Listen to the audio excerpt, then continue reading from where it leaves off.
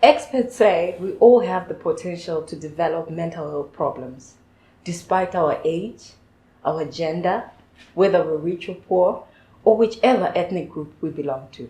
It's a good day to you all, and welcome to the show. And my name is Runako.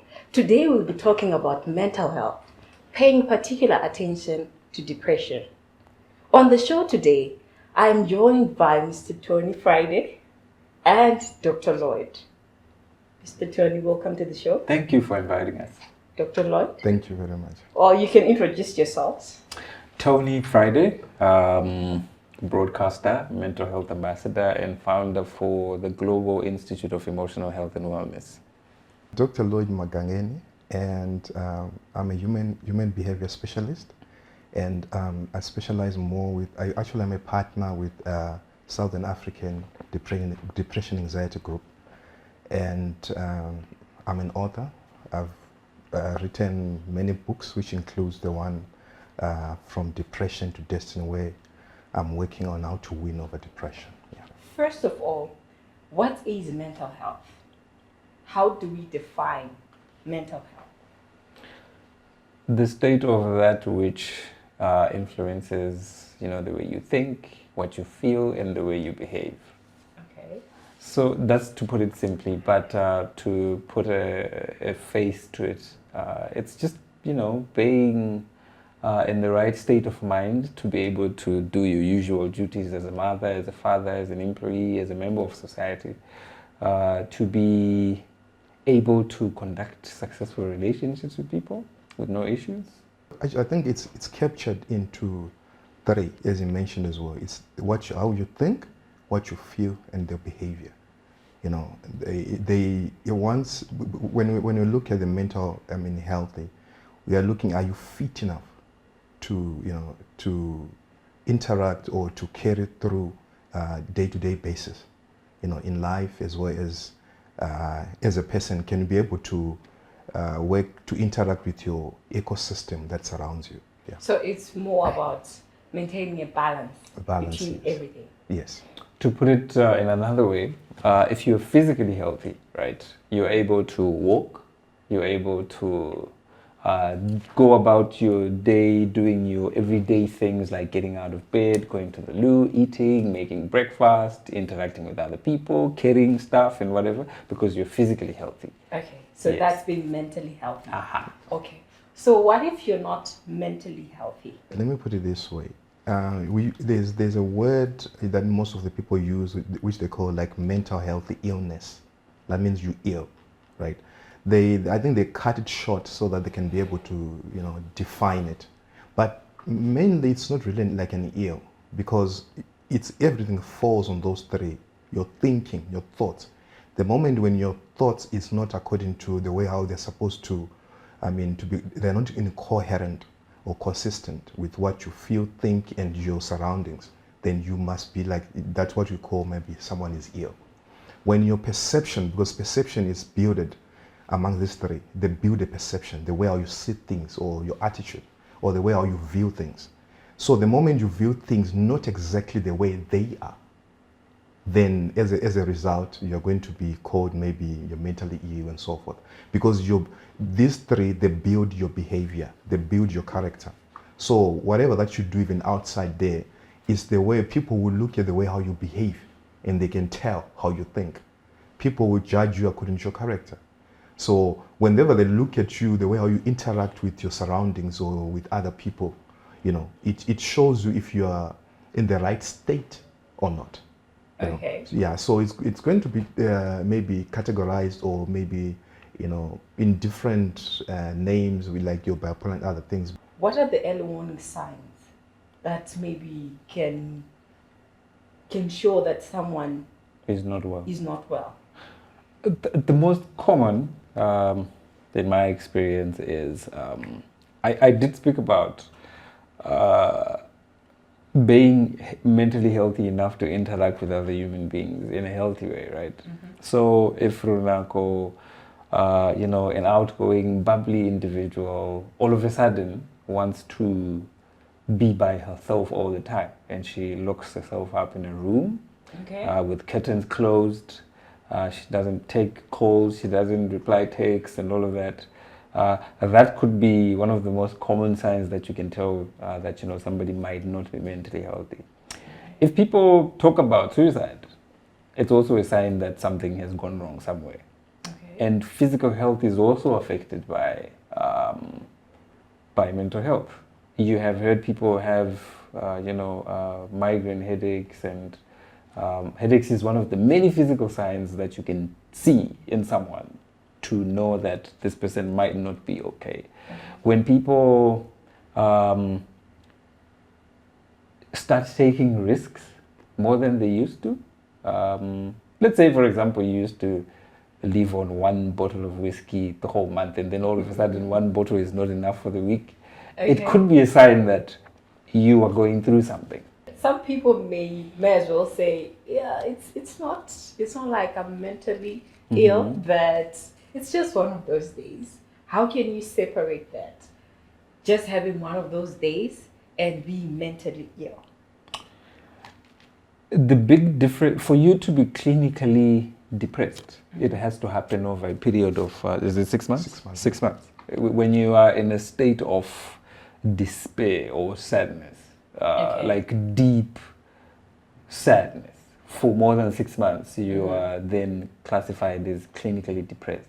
But it's okay for you to go through a day or a week where you are feeling blue and all of that. That's a common thing. That's what makes us human. The fact that we experience sadness once in a while. So no, it doesn't mean that when you're feeling sad for a week, but you need to watch how you come out of that, because if you do not attend to your perpetual sadness for a week or two, it could potentially lead you into depression. How do you define depression? What is depression? That's an interesting question. And I think I'm going to perhaps surprise you a little bit. According to my research, I realized that science does not define what depression is. They tell you what are the causes. And most of the time, whatever that you can't define, you can't confine, and you can't find a solution for it. That's why even until today, we still have, your doctors, your people in the healthy industry, they are also depressed. So if really they did find the solution, I don't think these guys were supposed to be depressed. But because they don't have a solution, they don't know what depression is, So they'll tell you different kinds of things, but according to what I've researched and then dig in and then try to understand how I can define my depression, it's my own definition of it. It's when your current reality does not come together with your fantasies. It's maybe, if you want to take it further on the other side, you realize that there's a statement in the Book of Life, if I will use that way, where it says that when experience does not come together with expectations, it breaks the heart. In simple terms, you experience depression. Reality being what you are experiencing now. This is who you are, where you are, what you do, what you eat, where you work. If you're a student, all those things. That's your reality situation, right? Fantasies are things that you wish, things that you sometimes call them dreams, but it's not a dream. There's a difference between a dream and fantasies. Like, for example, if whatever that you're doing today, it's not linked to your dream, it's a fantasy. Okay, I can say to myself, someday I want to become a millionaire, but whatever that I'm doing today, it's not linked to that. I'm not reading anything that is linked about how to have a millionaire mind. I'm not reading something how to do that connects me to my dream. That's a fantasy. You find it everywhere. You find it in finance. You find it even in marriage or relationships. If you say, I want to have a perfect relationship, but you're not working on yourself, you're not reading books about how to communicate, how to deal with a partner, how to deal with my spouse, but you expect someday to have a perfect marriage or relationship, then you are living in a fantasy. That's why at the end of the day, you become depressed. So coming to my definition, it's an issue of reality and fantasies. That gap leaves you depressed. Okay. Yeah, like for example, what is happening in Africa can say that even in our nation, you realize that these students, the reason why we have got dropouts from universities or people get involved into drugs. It's because what happens is they have reality. They look at the reality of what is happening. Then they look into the future. Then when they check their the reality and the future, they realize that it's not possible to get there. They don't have, I mean, you're talking about maybe when I'm done with school or my varsity, I want to, become this kind of a person. But when they're looking into what is happening in the economy, they can realize that the economy won't allow that. So now they end up becoming dropouts, because it's now what I am today and what I'm wishing to become into the future, and I can't cover this gap. Okay. So there is, I'll come to that, where why they end up becoming drugs, but it's just an issue of just a fantasy and reality. Yeah. If it's an issue of fantasy and reality, but we all have those thoughts. Yeah. When you're in college or when you're in university, Yes. that's your dream. You dream of being a billionaire. You dream of being this and that, Yes. right? Yes. It's in your mind. But when you finish, then you realize, okay, I didn't get this. I didn't get that. Yes. It was all in my head. Mind, yes. But does it mean we all get depressed because Okay. of that? We are all potential candidates for depression. Okay. Yeah. Okay. We were not taught that, but that's what it is. So some of us can handle this reality better than others. Yes. Others, they what they'll do, they realize that, okay, fine, this is my reality. Like what you're doing, it's more like a reality check. Okay. This is what I have, this is what I dreamed of, but I don't think it's gonna work like that. Right? So if you look, like, for example, if you're telling yourself that, it's like saying I want to become a lawyer without doing a law degree. It doesn't work. You see, so it's if because my now and my future should be connected. I'm not there yet, but I'm working towards it. You see, I'm not there yet, but I'm working towards it. So whatever that you're doing now, if it's not linked to that future, whatever that you're dreaming now, if it's not linked to what you're doing now, and in terms of the future, then it's a fantasy. I have to sit down with myself and then check what are my fantasies, because I realize I really had some fantasies, and then I have to really, put down out and then start working towards it, like to really check. It seems like it's a small thing, but it's not. It's something major, because when you sit down, you have got a lot of things. I mean, there are certain things that I've studied that I'm not using today. There are certain things, because I have to be true to what I love, what are my skill or talent, and then to the things that I want to my destiny. So it has to be linked and connected, because if they're not linked, you end up someday, it's just a delayed depression. Someday you will be. Somebody described depression as a perpetual state of despair and hopelessness, which affects you mentally, emotionally, and physically. In other words, it's a dark hole of despair and hopelessness, where you become dysfunctional as a human being, where you struggle to have normal relationships with people, where you can't conduct your normal duties as you are supposed to. I have personally gone through depression at different points in my life, the most recent being in September, when I lost my young brother, the last born in our family. Okay.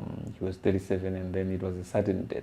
And after that, I failed to cope with the loss of my brother. So I had a season of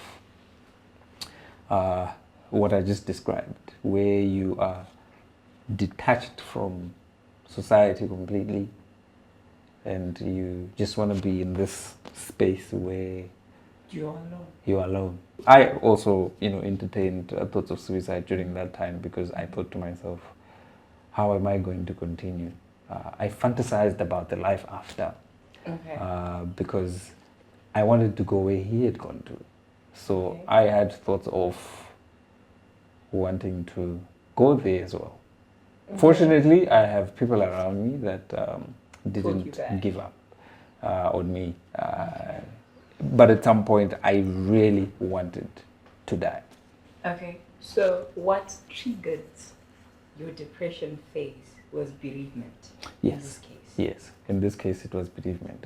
Prior to that, it was 2010, I think I went through one as well. It was divorce. Okay. And not knowing how to cope with what was happening. Because you see, life happens to all of us. But why is it that some people get depressed and some don't? That's a good question. Yes, and that some depressed and some don't. And it really comes down to how you process the things that happen. Bereavement, for example. Bereavement is something that's been there time immemorial. People are going to die. But the problem is, we have unrealistic expectations about life. When you have unrealistic expectations, so you think everybody else can die, but not you and your family, right? Okay. So when somebody in your family then dies, so the fantasy that he spoke about, you're living in a fantasy where you do not expect anyone that you love to die, but everybody else can die, right? So when you then go through sudden loss of someone that is close to you, it becomes very difficult to take that in. But if you have the mindset of, we're all going to die someday. I love a scripture in the Bible, I think it's Ecclesiastes 7. I'm not too sure. But it talks about how it's better to go to a house of mourning than to party and jamba speaker.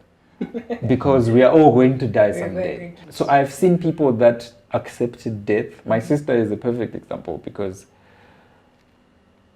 when somebody close in the family dies, she is the first person to organize everything, because she quickly accepts, and she's busy comforting everybody else, because I think she has understood and accepted that this is the way, and we are all going there someday. So how we process life determines how mentally healthy we are.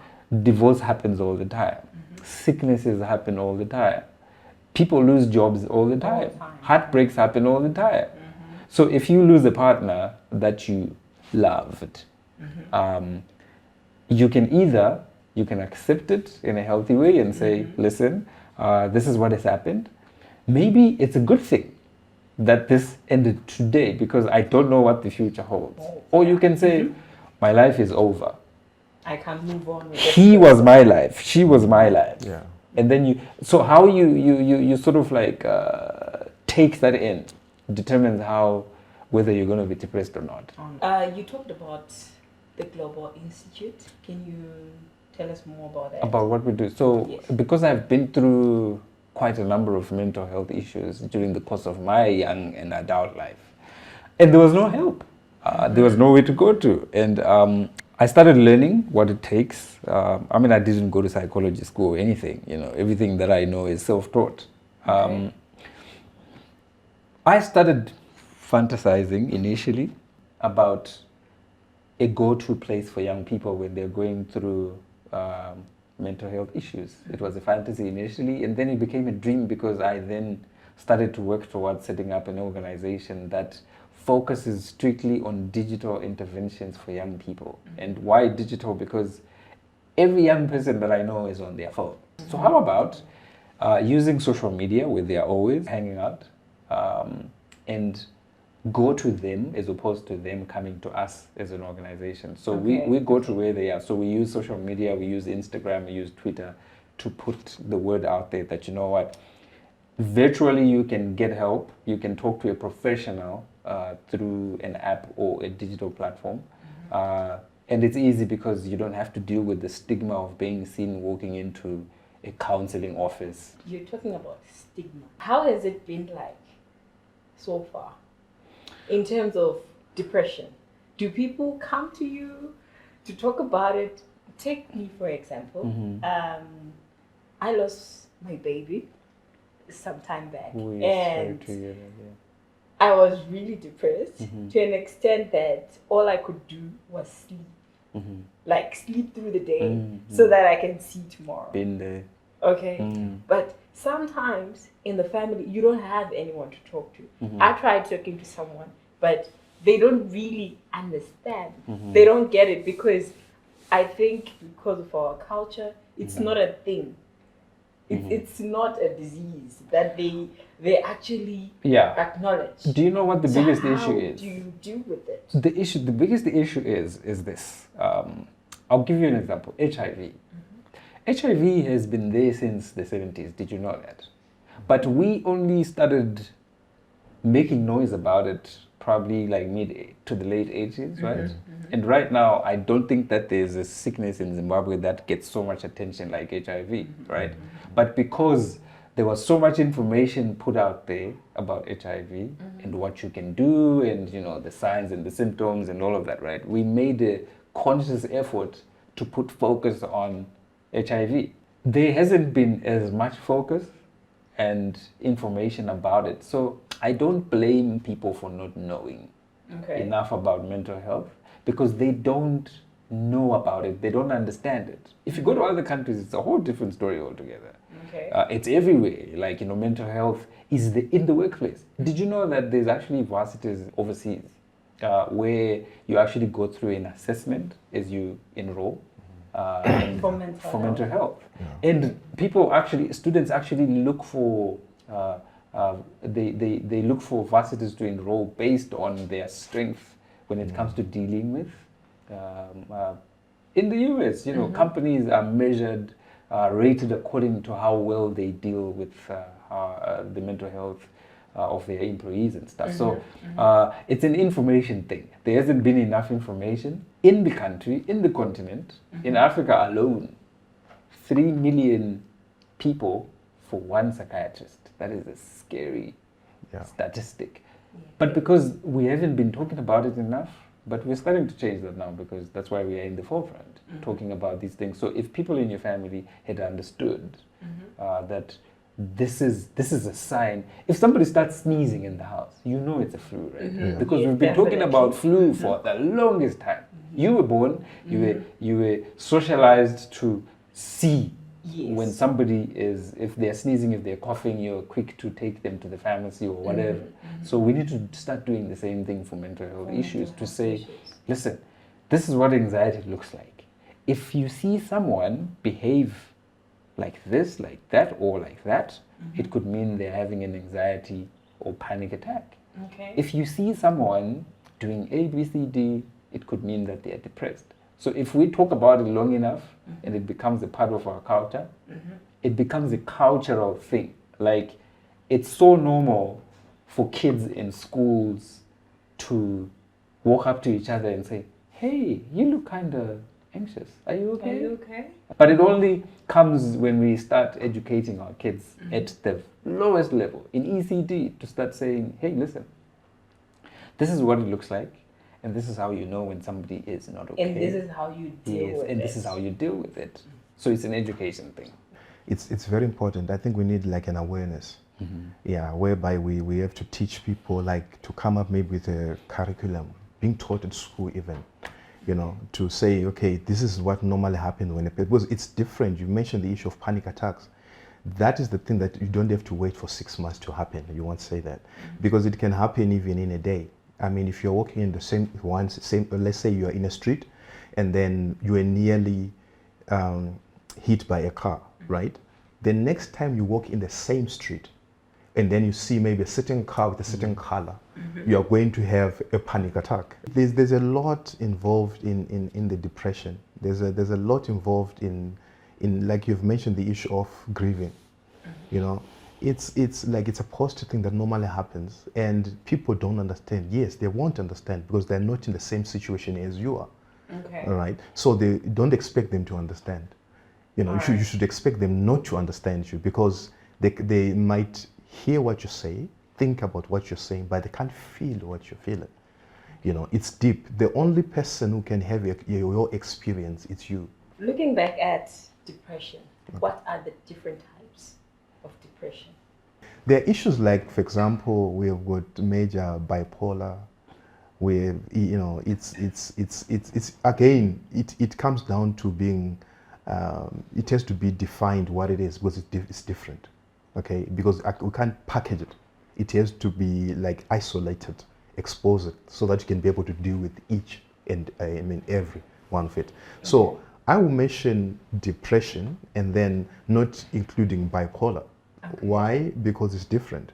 There's major disorder. It's another thing again. Okay. So you need to deal with it separately. All right. Yeah. So for me, I would say to you, depression can cover all, but it's a foundation. Okay. Right? Then when you move to major disorders, you can't deal with major disorder the same you deal with depression. You can't deal with bipolar the same way you deal with that. Okay. Right? Because, for example, you can be depressed but still act normal. Someone can be have bipolar, most of them then act something else. So if you say to a person someone is depressed, they think someone is crazy. Okay? You can still be normal, acting normal, but depressed. Right? Mm-hmm. Yeah. So, but this is the thing. That is the reason why we have got issues like stigma, because they think like when someone says you are depressed, they're thinking crazy, but it's not crazy. It's just a normal thing that you're going through. How can depression be treated or be handled? So there's a debate going on right now in the world of psychology. There's two approaches to it. There's the pharmacological treatment of depression, and then there's which includes medications and antidepressants and things like that.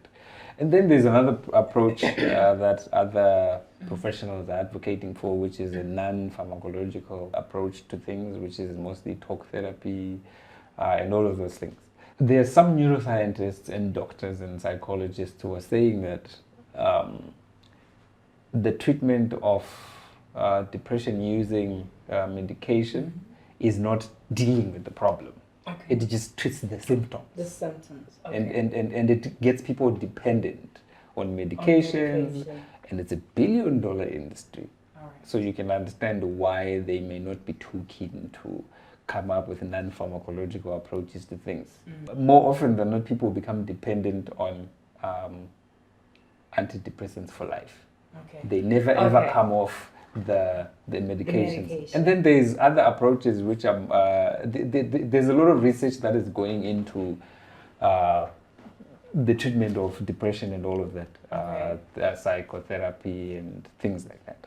In a community where people, not everyone affords medication, Yes. right? What can they do? Let's say at home, in their community, something that's close to home that won't cost them Money. as much, or that won't cost them money, so that they can be able to deal with the problem. I'll tell you something very interesting about all of us. We are all created with one default setting, which is called love. Okay. Hard to believe, but every single human being is created and wired for love. And they've done research able to love, yes. and able to love, to give and receive love, right? So a lot, I repeat, a lot of the mental health issues, they come about when people are lonely, when they lack love from other human beings, because we are wired for relationship. We are wired to interact with one another. We are wired to depend on one another. But now, this is not what you're seeing in today's society. What you're seeing in today's society is people on their phones all the time, and they don't take time to tune into one another, right? Which means automatically there is a problem. If you're going through anything, there's no one around you To know. Did you know that loneliness kills more people than any disease known to mankind? I did it. So now, when you are not connected to another human being or human beings, it leads to mental health issues because you are operating outside the default. Okay. So the best thing we can do in an economy where there's no money, people can afford, prevention is better than cure. So if I make a conscious effort to create a meaningful relationship with you, that allows us to talk and be honest with each other about what we're going through, and we allow each other to cry, and we allow each other to express ourselves and what we're going through. That in itself is therapy. It's therapy. Because therapy is built on those principles that when you are allowed to throw up verbally, it has a healing effect on you. On you.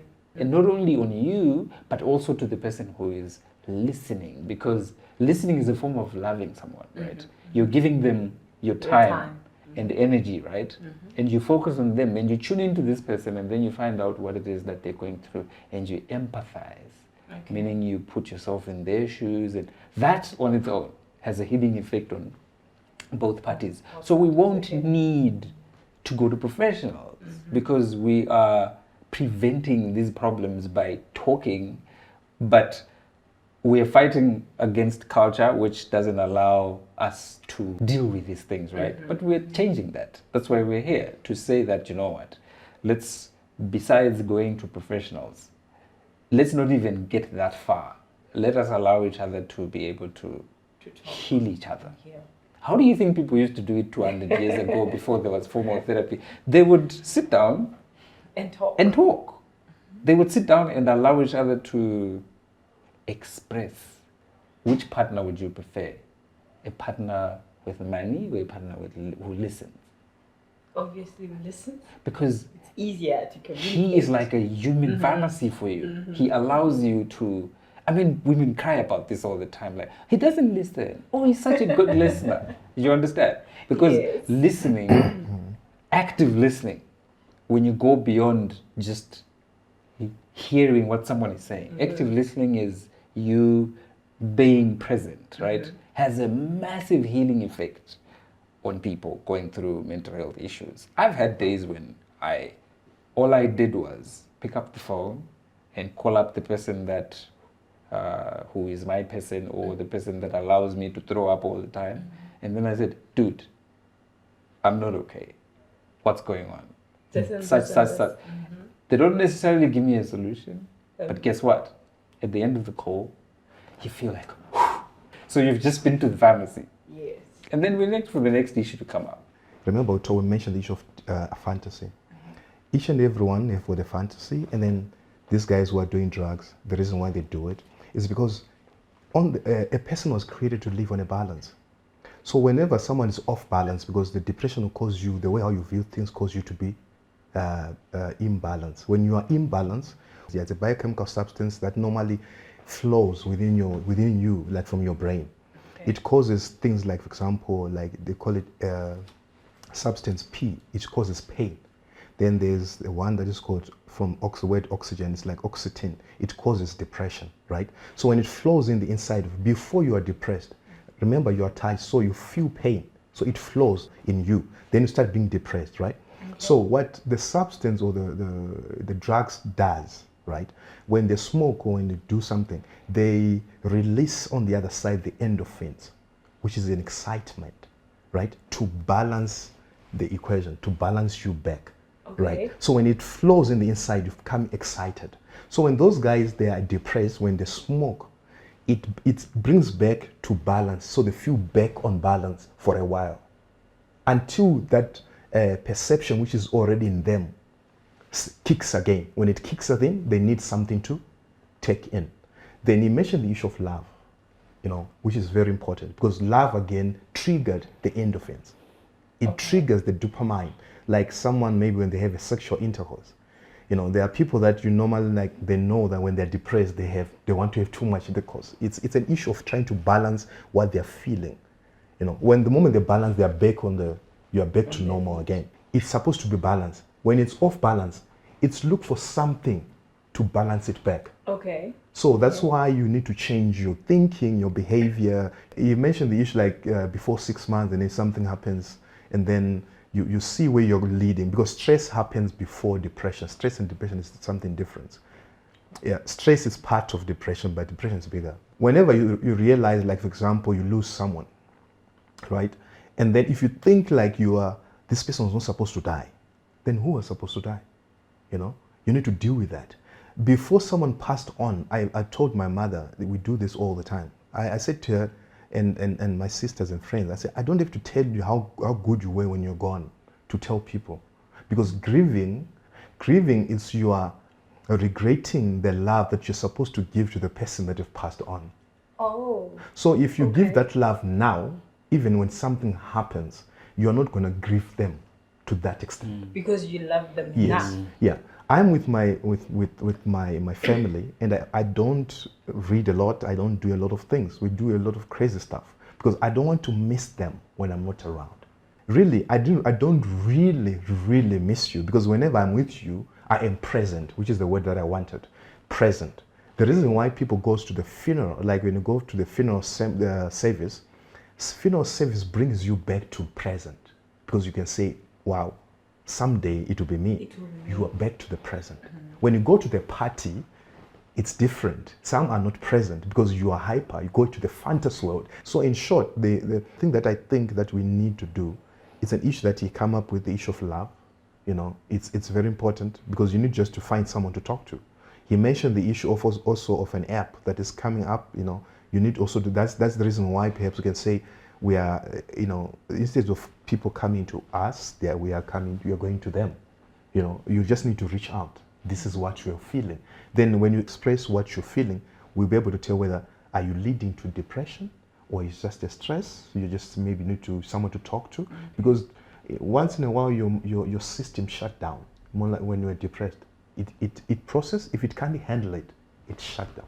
To put it simply, you have the opportunity to go to the gym and exercise, to lessen your chances of getting sick. Love anchors mental health. Thank you so much for coming to the show, Dr. Lloyd Okay, thank you much. Mr. Tony. My takeaway for today is the default setting, love. Everyone is capable of loving and giving love. So let's love one another. Thank you.